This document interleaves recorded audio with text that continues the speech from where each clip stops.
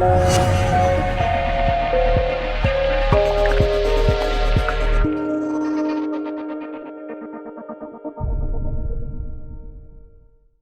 gratitude seekers, and welcome to a new episode of the Gratitude Podcast. Today, I want you to meet Derek Laviolette. He's a highly decorated retired Navy SEAL with 24 years of service. But the thing that he is most proud of is the work that he has done with men and women around the world, helping them through rough spots in their marriage.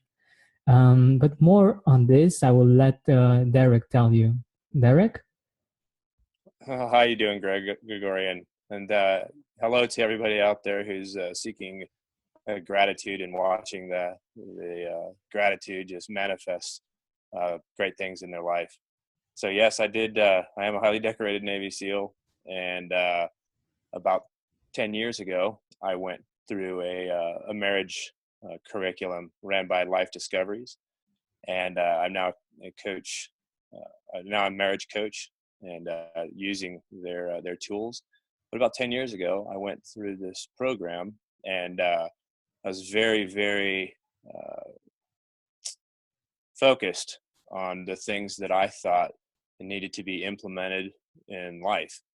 And so I was very demanding, very forceful, very adamant, charismatic even, about forcing my ex-wife, now my wife then, to do the things that I wanted her to do, the things that I thought she should do. And I was actually able to see her vision of how she felt the world should be in accordance with her and how she felt loved. And I basically realized that I only showed her from the way she felt love, that she was actually loved less than 5 times in our marriage. Wow. And we had been married 8 years at that point in time. So it was very, very humiliating, very humbling. But it started me on a path of self-reflection and discovery that obviously you arrive to. You got to have gratitude for everything in your life.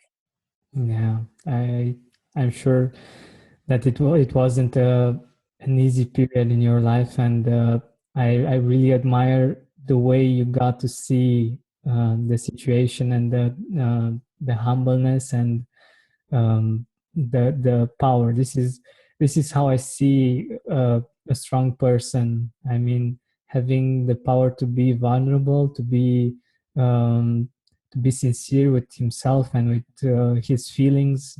That might be, in my opinion, at least, harder than to look strong in front of other people. Well, there's kind of a trick to the thing, Gregorian, is in the Bible, there's a verse that says, "Hey, do unto others as you would like to have done unto you." It's the golden rule. And it's really, really, like you just said, hey, you got to be true to your feelings. And I tell you, I was being very, very true to my feelings. This is exactly what I felt she should be doing. This is exactly how I felt everybody in the world should see the universe, see Earth, see the planet. This is the way things should go, in accordance with, me, Derek, arrogant asshole like Derek. I'm going to tell you how you need to think and who you need to be. And then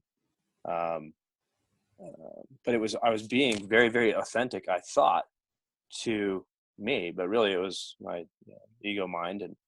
And I'm just like, okay, hey, I want to be better than everybody. I don't want to feel the terrible things that I feel when people don't treat me the way I want them to treat me, or my ex-wife, or my wife then treats me the way that she's treating me. I don't want to feel these things. And so I'm going to force you to change so I feel better. Like it's your responsibility to make me feel good or something. Very interesting. And I think it's amazing that you got to see her perspective in time. And this is, as I know, some people, they go through this a whole lifetime, and they don't. We're kind of chopping up here. Yeah. Can you hear me? Yeah, I can We're still kind of hear you. losing a connection here. Yeah, I can hear you. It's all right. The video isn't working anymore, but I can still hear you. All right, we seem to be back. Okay, we're back. Perfect. All right, so we will get into it before we lose the connection again. And I want to ask you, what is your favorite quote, favorite words of wisdom on gratitude, and why? My favorite quote is by Ronald Reagan. It is, there's no limit to what a man can do as long as he doesn't mind who gets the credit for it. So the reason that this is my favorite quote on gratitude is because it allows a person to just kind of step back, assess the situation, and maybe understand that they're dealing with a child, or they're dealing with a man or woman who's just like gagging for respect and gagging for value on the planet. And if you are already sitting in a place where you value yourself, if you've already decided that you're going to love yourself and forgive yourself and accept yourself, and you know that the person across from you is just gagging for affection of some sort of acknowledgement that their presence on this planet is valuable, well then I watched a scene once where this little kid, he comes out on stage and he starts playing the piano, and he's playing like chopsticks or something like that, and this master musician comes out and he starts playing the piano behind him, like just like kind of behind him, sitting behind him and over his shoulders. And so he just, the kid is doing his thing, right? But he's a child.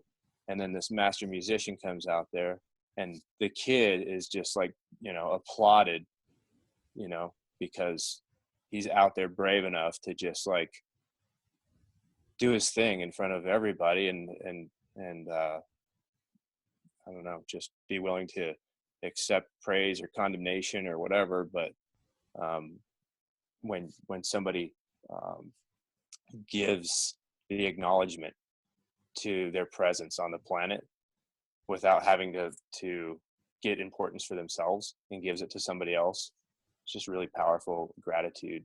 um, Poem, or not poem, but quote for me from Ronald Reagan. Yeah, I think also that one of the most important things that we seek in our lives is appreciation. We want to feel appreciated by our partner. We want to be appreciated for our work. We want to be appreciated for who we are, and this is one of the main things that we want out of life and we want in life.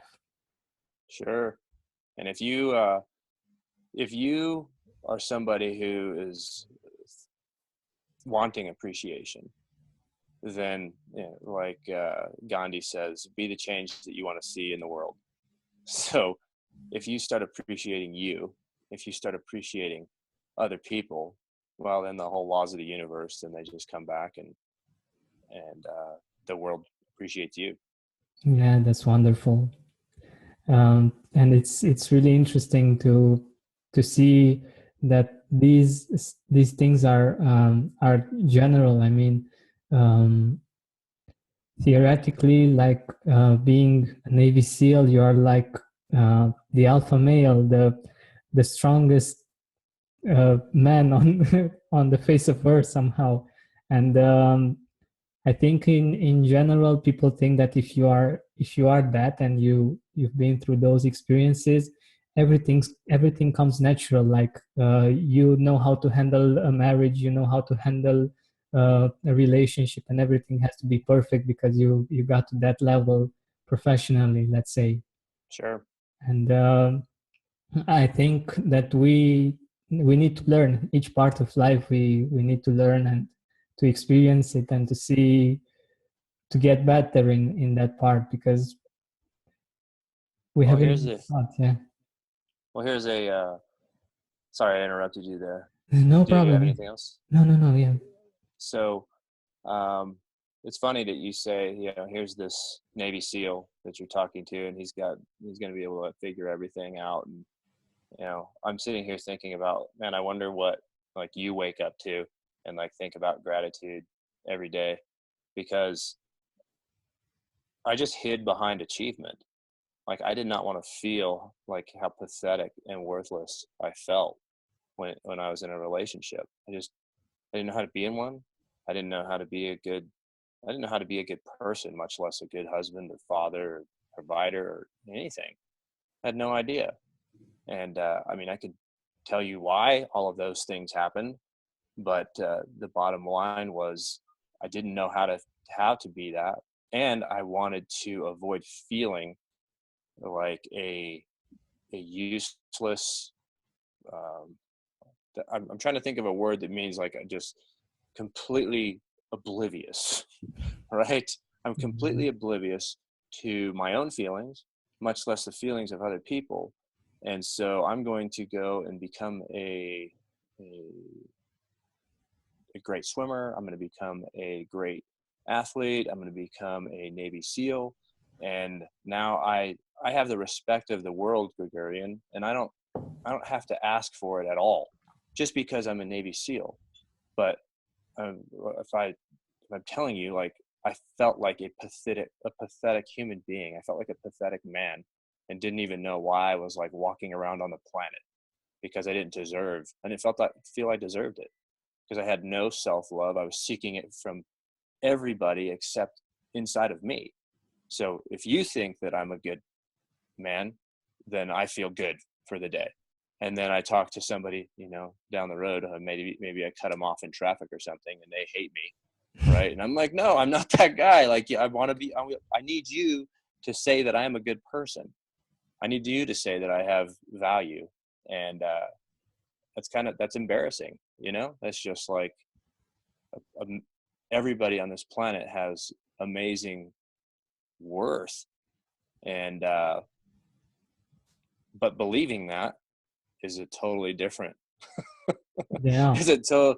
Actually, accepting that you feel worthless as you feel, and allowing yourself to do it. That's where that's where I found the magic was. But Yeah. I did want to ask you what you woke up to and thought about, like, gratitude wise on a daily Uh, basis. yeah, it's wonderful to have a practice like when I wake up in the morning, I have a kind of exercise to find 7 reasons to be grateful about, like really fast. Like, okay, what can I find right now? Because as early as we get up in the morning, we start thinking about stuff, and residual thoughts keep coming up, and you keep thinking the same things. And if you do this exercise, it's really beautiful that you can start the day and to move things forward in gratitude and in things that you really appreciate in your life. And what I also wanted to add about what you were saying is the fact that I felt something similar to what you felt. Like, I've been trained, and I've been training myself for the role of I don't know, a business person. I graduated business school, and most of my time, most of my training, my formal training was in this direction. And we are not usually trained for the role of a good father or a good husband or a good lover. And we think like, okay, if we are good in a career and we are earning money, that should be enough somehow. And it was a shock for me, because I thought, okay, I'm a man, I need to do these things, and the other things should be normal, should be, I Somebody shouldn't else should worry about them. somebody should appreciate me for doing these things and make me the pain that I have. When people get married, Gregorian, they want the other person in the relationship to take their pain away. And so typically what happens is a couple will be married for however long, and one person in the relationship is happier than the other. But the other person who's not happy, the person who's happy, they don't understand why the other person is leaving, because they're actually not, flipping the golden rule around, which is doing unto others as they would like to have done unto them. because they're oblivious that their needs are being met, their needs are being like taken care of. And they have no idea that they're crucifying the person that they actually really do love. Yeah, I found that being able to communicate these things in a couple, in a marriage. I'm not married, but all I can speak about from experience is from a couple perspective.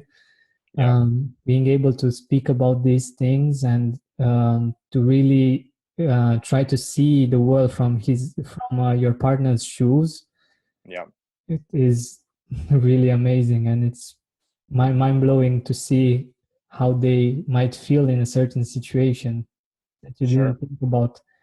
And yeah, I'm sure you know much more about this than I do. No, I mean, we're all people, man. We know that when something is done for us that equals love for us, we appreciate it a lot. And when there's when we do something for somebody else and they appreciate the the sentiment, the understanding of their heart, yeah, they are loved. They feel loved. Exactly, exactly. And what was my question for you? Uh, if you, I know that you're using uh, gratitude, and one of the things that are important in a marriage is appreciation for the other person. What do you do usually when it's hard to be grateful? So it's funny you're asking that question. I was literally thinking about it right before we got on the call, and so the easiest thing to do is to go things that you're actually grateful for, and you can arrive to being grateful for them, and even in their hardest prickly moments, uh, eventually. But it's the process that I use is, okay, this situation is happening right now. I'm really upset, and I'm going to think about something general. Think about, there's a blanket of snow on the ground right now. I'm living in Denver, Colorado, and I just moved from Hawaii, and I haven't seen snow in a long time. I'm just like grateful that there's like just snow everywhere. And I'm just laying in my bed and thinking about, all right, how nice it feels to be warm, right? Just how nice it is to be inside, right? Yeah, Been a exactly. lot of been a lot of times outside and just like miserable. And so um, at some point though, you have enough momentum where you feeling good enough. Maybe a butterfly came by, a bumblebee or a flower or whatever. You just stopped and you just like recognize that moment and had gratitude for it. And you have such momentum that an opportunity comes up to deal with the thing that you didn't like. And then you look at the thing that is happening in your life that you don't like, and you acknowledge that you are the one who actually brought it into your life. That person is not like bringing that into your life. You brought it into your life. Hmm. And once you own that, and then you forgive yourself, and Mm. you look at yourself. So my girlfriend, her son, um, they had some fallings out, and she got some advice from a woman who said, hey, you need to not you need to, but she recommended looking at her son with just sheer adoration, regardless regardless of what she was doing. And so if you can do that for yourself and just like, hey, I appreciate you. I appreciate that you are on this planet and you're talking to yourself. I Yeah, yeah. appreciate that you got that angry about that situation and you drew even more situations that drew even more anger into your life. And you just say, you know what? At least you're here on this planet, right? It's you playing chopsticks on the piano, right? And even though you have the entire universe that's just like behind you, loving you and saying, hey, I want you to like be amazing, and I'm going to come up behind you and play the piano behind you while you're playing chopsticks. But at least you're out there playing chopsticks, and we are here like supporting you, whether you're angry whether you are like completely loving of a situation that made you furious, right? You won, you were able to have love when most people wouldn't. My favorite story about that is by Viktor Frankl. He's the Yeah. author of, he's the author of A what's it? Man's Search for Meaning. A Man's Search for Meaning, right? And so, Viktor Frankl, he's like the people who succeeded most in the Holocaust were people who decided that they were going to love regardless of what was happening. So if the Germans were murdering the people that they loved most, they decided that they were people too, and that they deserved to be loved. And those Jews who were able to do that, or those people who were Holocaust survivors, or that were able to do that, like love acted as a shield for them, because it just we feel better when we love somebody instead of like hating them for whatever they're doing to us. Yeah, exactly. And you mentioned something that's really powerful, and we tend to forget, especially men, um, appreciating yourself and loving yourself and being compassionate with yourself. We usually, as men, we are taught to be strong and to be hard with ourselves, and we have to uh, overcome any obstacles, and we have to be tough. And this thing with being compassionate and being loving to ourselves is something that's very foreign usually. And Yeah, it's kind of a as you sit there and experience feelings that you experience situations that give you feelings that you don't want to feel, having having people that you can actually having other men that you can sit face to face with and just like say, all right, this is how I feel. This is how pathetic I feel. This is how weak I feel. And I feel like just running away and like just becoming a hermit someplace and just like not being on this freaking planet anymore in this capacity because it's just too much.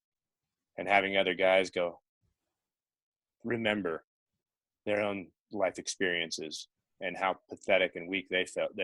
And they're like, okay, yeah, I actually acknowledge feeling like that too. And they appreciate you for like being willing to tell you how freaking pathetic you feel in the moment, because yeah, it allows them to do the same thing.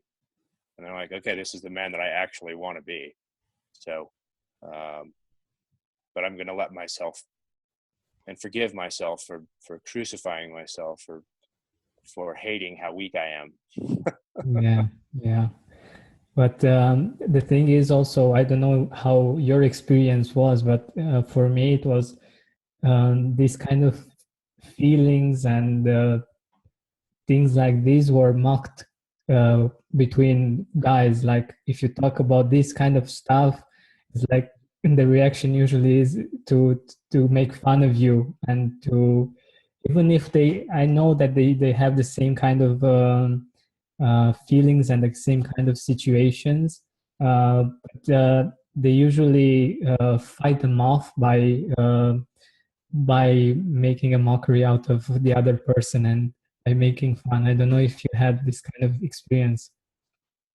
Well, if I think when you have a situation in your life where you've lost the people that you love most, where you're not able to like even have conversations with your children because you were so needy and so um, mandating on other people that they treat you a certain way, or that they accept you. When you actually have gone through your own Holocaust and you can just say, hey, here's what I'm going through. Here's the situation in my life. And I'm not going to quit on it. For some reason, like I was put here on this planet for a purpose, and I want to see what it's all about. You know, if this planet's going to take me out, then let it take me out. But when you talk to people Exactly. about the losses that you incurred and how your father treated you, how your mother treated you, how that transformed and manifested in your own life and your own relationships and marriages and your relationships with your kids, and you see like everything that you hated about your parents in yourself, Oh and then yeah. and then you see your kids acting the same way, and you're like, I can't do anything about this, and I feel worthless and pathetic. And what I was kind of trying to say there is I guess when you were talking about other people, like being judgmental about expressing those things, the chances are almost 1,000% Gregorian that you have those same feelings about yourself. Mm. Meaning, if they're condemning you for sharing those feelings, and it affects you, and it upsets you, the chances are like literally 1,000% that you judge yourself for feeling for the things that they're accusing you of. You actually think somewhere deep inside of you, you think the same thing. That's a really good one, and yeah, it's great that you to reach this level of taking responsibility. It's really not easy to take on this kind of responsibility and say, okay, if I'm feeling something like this, it may be something that's in me also from other Yeah. people. Yeah. Well, it's Byron Katie's book, Loving What Is.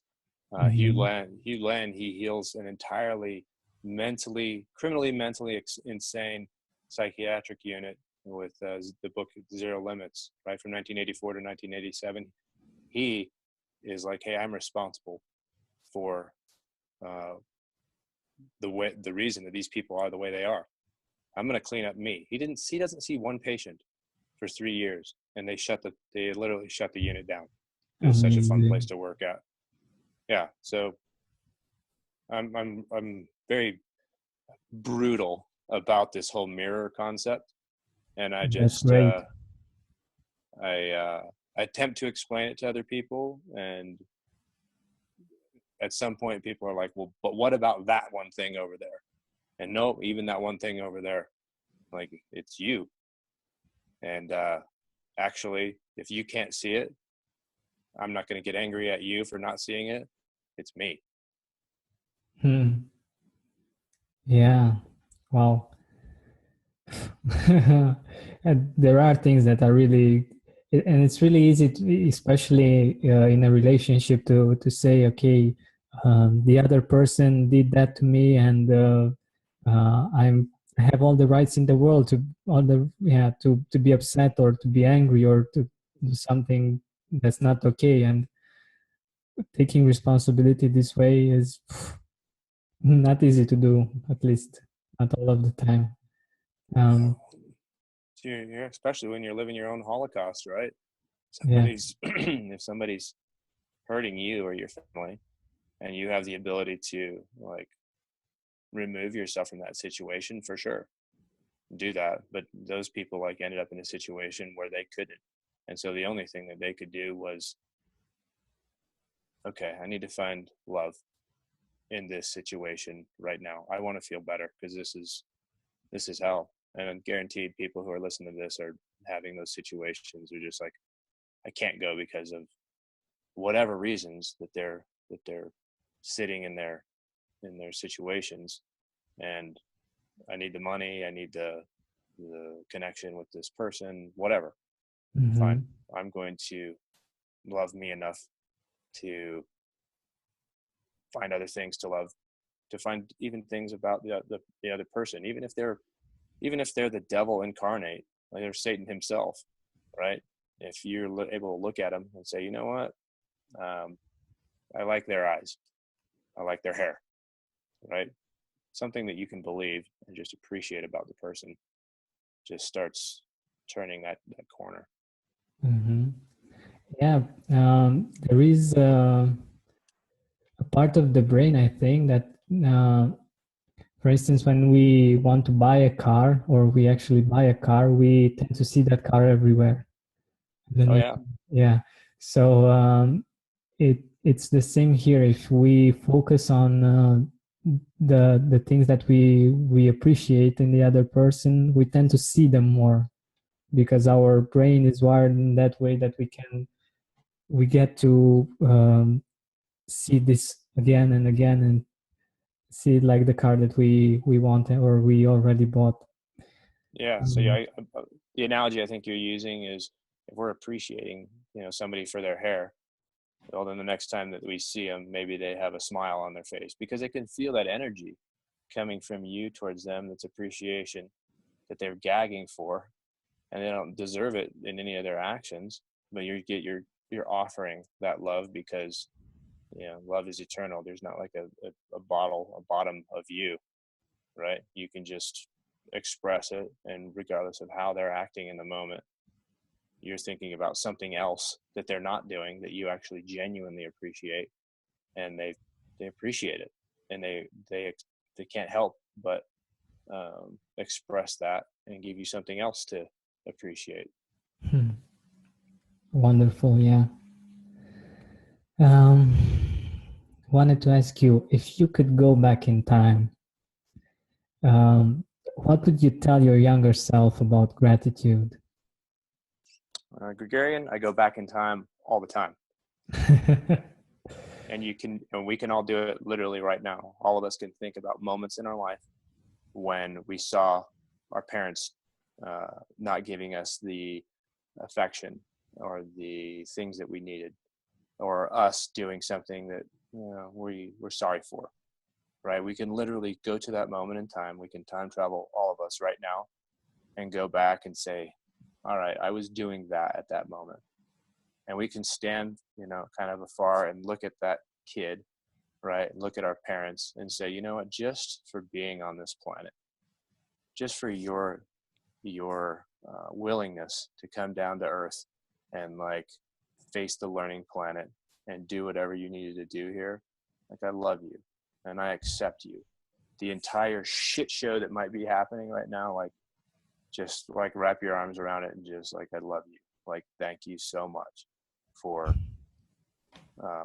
happening, because it happened to help you become who you are right now, and just like be grateful for that moment. So I time travel all the time. I do that all the time. I'm doing it right now.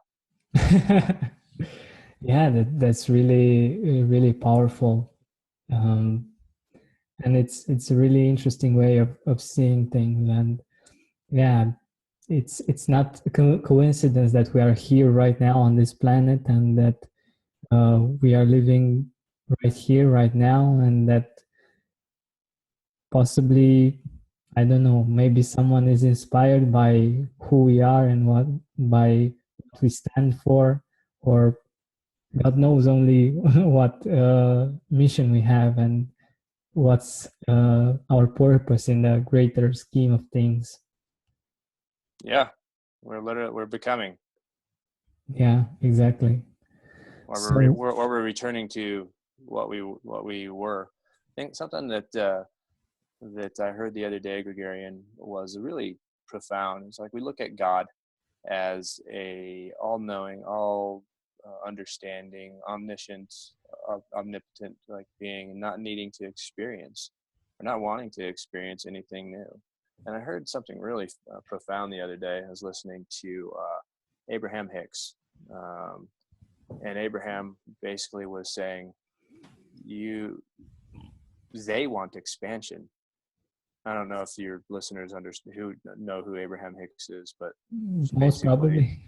yeah, basically Esther Hicks is translating for this infinite intelligence, and infinite intelligence, it calls itself Abraham through her, and they're saying we want to expand, and in order to have expansion, you have to have contrast. And so when we are in these moments that we don't like, um, if we are able to like look at it through the eyes of a infinite intelligence that want to have expansion, and then it's not possible for the expansion to manifest without the contrast, well, then the contrast becomes something that you can have like, oh, what am I supposed to learn in this? What is my higher being? What is God wanting to experience because I'm going through this thing that I don't like? Well, maybe I can like it. What is there to like about this thing that I'm dealing with? Because it's going to act as a launch pad to a desire, a deep desire that I have. And so I'm going to use it as that springboard and be in alignment with my higher self. Yeah, that's some really interesting perspectives on how we see the things that are challenging us, and the things that seem to be not be working the way that we would love them to work, but they have a purpose also, like we do. Yeah. And, do you have some people in your life that you are grateful for? Sure. Well, I'm grateful for everybody who has been in my life, and I'm specifically grateful for my girlfriend Terry Lynn right now. She actually has her own business. She's a coach for people who have been betrayed and cheated on. And when I met her, she actually was able to see through my book things that I didn't even see about myself, the things that I refused to feel about myself. And so here's this Navy SEAL. He becomes aware of other people's feelings, but I wasn't able to feel any of my own feelings at all. And she called me on the carpet and was like, no, there's some stuff that's going on. And there was still enough pain in my life. I just understood and knew what she was talking truth. And so, yeah, I really appreciate her for being able to see through still the facade after 10 years of working on, a destroyed marriage, and what the heck happened, and why can't anything beautiful manifest out of this thing, except for I can talk to other people about their relationships and fix their relationships because they can feel my pain and know I'm not judging them. Exactly. If, for instance, your experience brought compassion and the capacity to understand other people that are in similar situations, and to be able to love them, to be able to guide them. And you wouldn't have been able to do that if you haven't had that kind of experience. It would be like, you hit it perfectly. You just said it perfectly. If I didn't have any of these things, I wouldn't be able to have a conversation with anybody about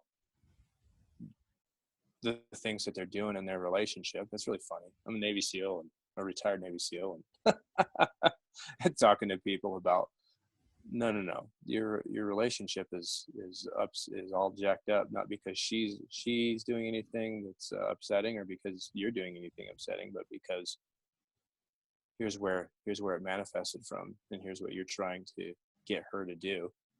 You're just trying to run from your own junk. yeah, exactly.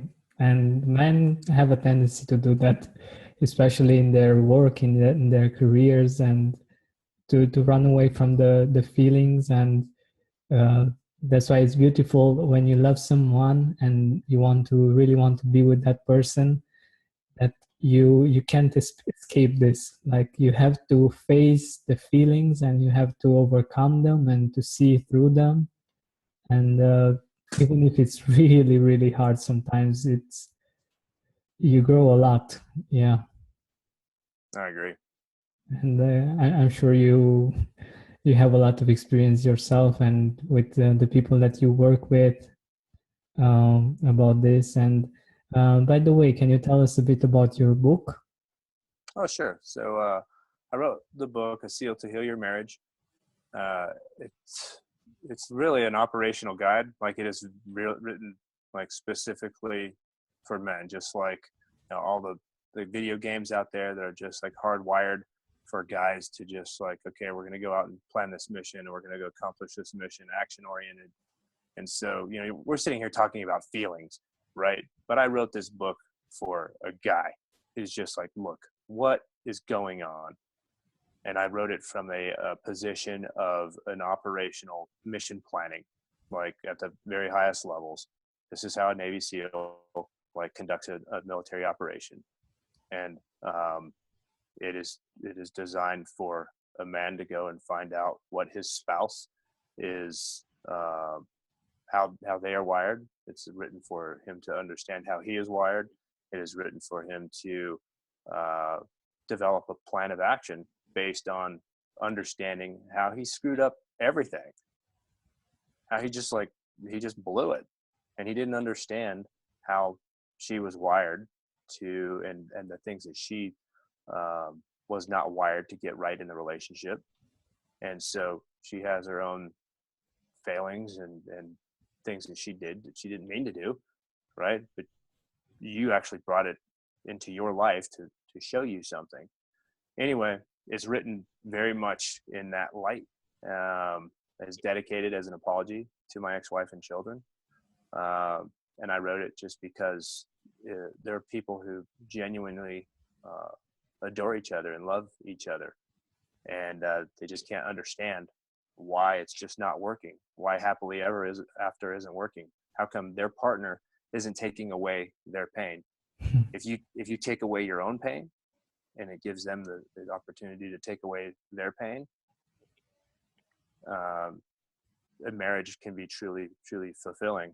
I always like saying, you know, over 90% of the time, a divorce is not necessary. However, there are no points for being married and miserable. That's true. Yeah. And I know that you are a very big believer in responsibility, and especially in the fact that the man should have the responsibility. And I wanted to ask you about how you see this, and um, I'm just curious as a man, like, isn't this like in a relationship something like 50-50, or we are totally responsible for our relationship, either we are a man or a woman? All right, so I was speaking with a rabbi a few years ago, and he said, okay, Derek, so you have this thing that is upsetting you. And he's like, for a man, the way that men are wired, like we're very compartmentalized. If we have something that is bothering us, and the weight of it is like the weight of a small pebble,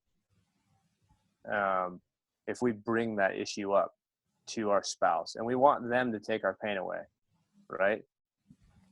To them, to a woman, because the way that a woman is wired, she feels the weight of that pebble like it's a boulder.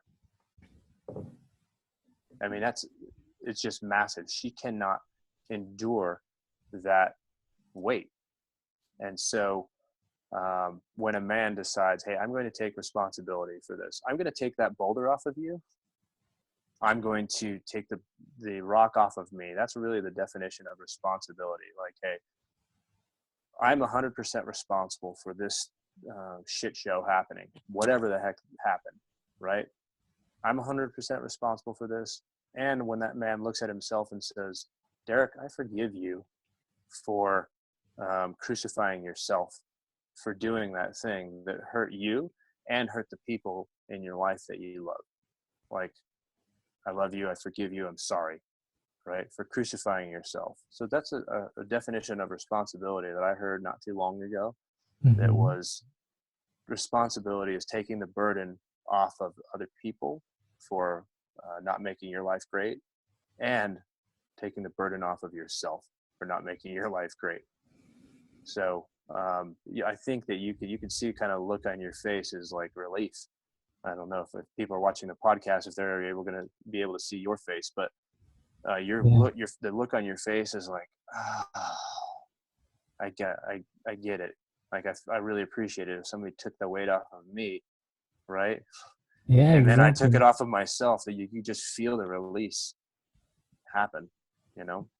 Yeah, exactly. Having this responsibility, for instance, uh, I think of myself as being a responsible person, and I usually take responsibility for my actions, my words, my what I do. But sometimes, like you said, this part was missing inside of me, and it's really beautiful that you brought it up. Um, what do you do afterwards when you take all the responsibility and you're burdened by it, when you have all kinds of pressures on yourself? And yeah, this is a great tip, and I think our audience will appreciate it and will use it also. I surely will. Yeah, you can just see, like, just go through your yesterday, right? And just like, okay, I need to get this done. I need to get this done. Beat myself up for that, this or that or the other thing. I did this thing over here, and I think that message is really getting out that we get to create our own universes, right? We get to create the life that we want, and we are understanding, I think, as a collective, that um, it's not other people's responsibility to give us the feelings that we want to have, the life experience that we want to have. And that seemed to be like, an additional, just really a huge gift from the universe, to be able to look at myself and say, fine, I'm a Gregarian, I'm great at saying sorry for what I did, right? But if I continue to do the same thing, whether it's to myself, right, especially to other people, if I do it to other people, then really shame on me. But if I'm crucifying myself, right, I'm sitting there just grateful for everything, right? But I'm at the bottom of the ocean, chained to it, right? And just like looking up at the sun and like, yes, yes, yes, and swimming for 10 years, right? But not getting anywhere because I wasn't willing to face things that were, at the bottom of the ocean. The reason that I was like chained down there, and I don't know. I feel like we kind of like got that derailed us a little bit, but No, I uh, think it's really good because uh, by taking responsibilities, we tend to take burdens on ourselves also, and even though we get to a point where it's harder to be grateful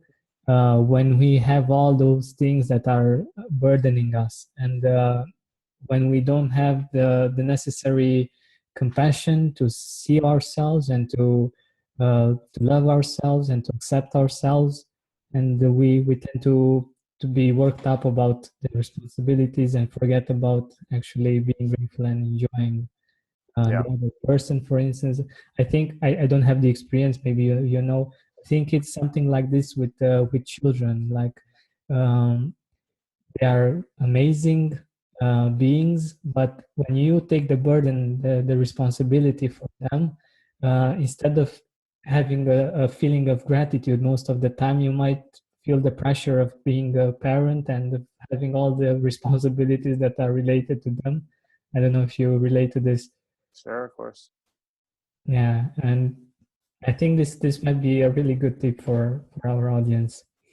Yeah, I think like basically what you're saying, you're like, hey, you picture like parents like getting frustrated with their children, and instead taking a step back and like, you know what? Why am I mad?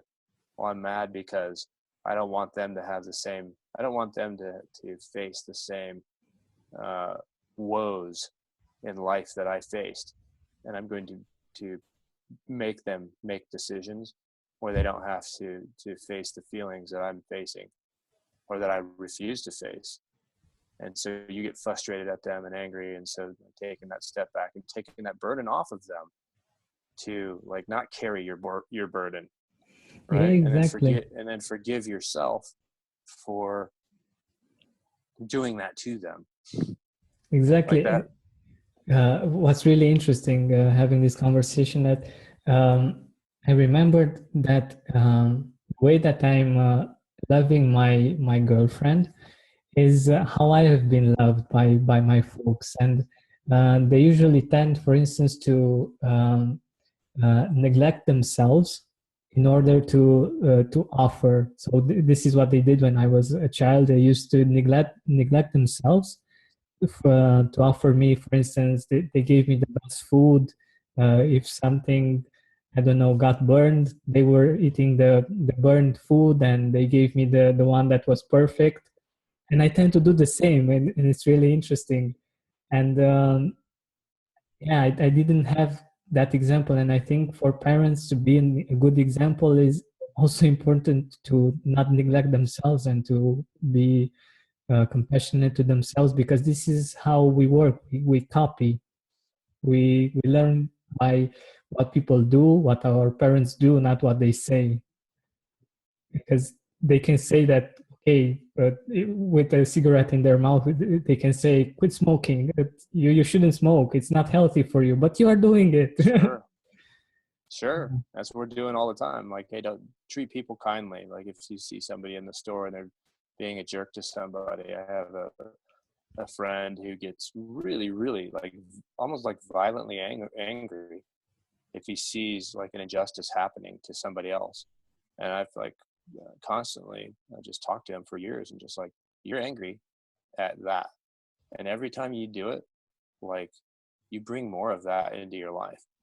You bring, like, the thing that you want most is to have fairness and equality, except for you looking at the person over there, right? It's always over there, right? There's Yeah, one of thing, course. there's one thing that Hugh Len says, I want you to notice something about every situation that you arrive in that you don't appreciate. What's the constant that's there? The constant is always you. You're the person who is always there, and you have the ability to clean it up. So if you're seeing an injustice that is happening, then flip the whole scene around and say, where am I uh, treating somebody unfairly? Where am I treating somebody who's treating somebody that not in a fair way? How am I doing that to myself? How am I not treating Yeah, myself fair? yeah, And that's a just good flipping one. that whole thing around. If you feeling it, if you have a visceral feeling of against, like, hey, it's not me at all. This is totally something else. This is another person's problem. This is another issue outside of myself. But you're very upset about it. It's in you, beyond any shadow of any doubt. You're not willing to face a feeling that's there, Mhm. Wonderful, and wonderful. it's okay. It's okay. You can actually forgive yourself for not being willing to face that. I've Yeah, had guys do that. I've had guys do that. Just like, hey, I'm unwilling to to uh, to feel how worthless I feel. yeah, this is a really good step, because I've heard about this part of taking responsibility a lot in many books and in many teachings, but I haven't heard about, okay, what do you do after you take responsibility? And I think this is amazing, and it's something that completes the process, and without it, it's just not okay. All right. So, Well, even that's okay, Gregorian. Like, if somebody's not willing to face to face the mirror, even that is okay. Like, hey, if they're not in a place where they're willing to face those things, like, even that is something that we can accept and just like, yeah, I don't want to either. yeah, sure. It's not something easy to do. We're getting near to the end of our discussion today. Okay. And, I want to ask you, where can our audience find you, and how can you be of service? Okay. So I have a website called A Seal to Heal Your Marriage. And there's a process there. You can download a free first chapter of my book there, and then it takes you to a road down to life discoveries. And there's an online curriculum there. Basically, after that curriculum is finished, then we actually have an ability to, like, go through some coaching. There's some procedural stuff that has to be understood, and that way we can actually all speak the same language. And plus, if somebody's really, really in a situation, a relationship that's terrible, there's some people who just want to complain about the other person being in a terrible relationship. But if you're somebody who is willing and ready to take responsibility, 100% responsibility for your life, like this will be a life transforming situation. And if you genuinely love your partner, you genuinely want to have a better experience on this planet, it's really a phenomenal process. However, there's a vetting process. Like, hey, how much pain are you really, really in? Are you really ready to commit to being 100% responsible for your life? So the website is sealtohealyourmarriage.com, and there's some tabs across the top for coaching and the free chapter and how to order the book and coaching and the whole process. Awesome. So thank you so much for what you shared with us and for all the insights and your life experience, Derek. It was amazing. Thank you. Gary, and thanks for your time today. You have a great day. Thank you. Yeah, have a nice sleep. Yeah. Get ready to start on my day. Yeah. Thank you.